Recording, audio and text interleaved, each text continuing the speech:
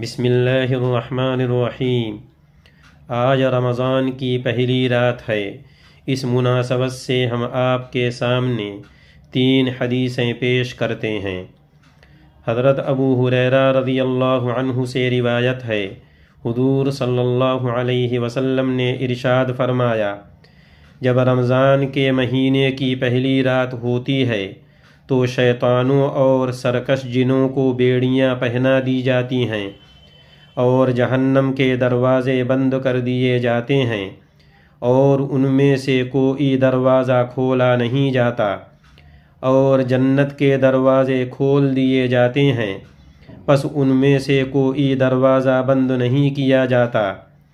ایک پکارنے والا فرشتہ پکارتا ہے، اے خیر اور بھلائی کے چاہنے والے، آگے آ۔ اے برائی کا چاہنے والا، اپنی برائی سے رک جا۔ اور اللہ تعالیٰ کئی لوگوں کو جہنم سے آزاد کر دیتا ہے۔ رمضان کے مہینے کی ہر رات یوں ہی ہوتا رہتا ہے۔ دوسری حدیث میں آپ صلی اللہ علیہ وسلم نے ارشاد فرمایا، جب رمضان کے مہینے کی پہلی رات آتی ہے تو آسمانوں کے دروازے کھول دیے جاتے ہیں اور آخری رات تک بند نہیں ہوتے۔ جو کوئی بندہ اس مبارک مہینے کی کسی بھی رات میں نماز پڑھتا ہے تو اللہ تعالی اس کے ہر سجدے کے بدلے اس کے لیے 1500 نیکیاں لکھتا ہے اور اس کے لیے جنت میں سرخ یاقوت کا گھر بناتا ہے۔ تیسری حدیث میں آپ صلی اللہ علیہ وسلم نے ارشاد فرمایا، جب رمضان کے مہینے کی پہلی رات آتی ہے تو عرش عظیم کے نیچے سے مسیرہ نامی ہوا چلتی ہے جو جنت کے درختوں کے پتوں کو ہلا دیتی ہے۔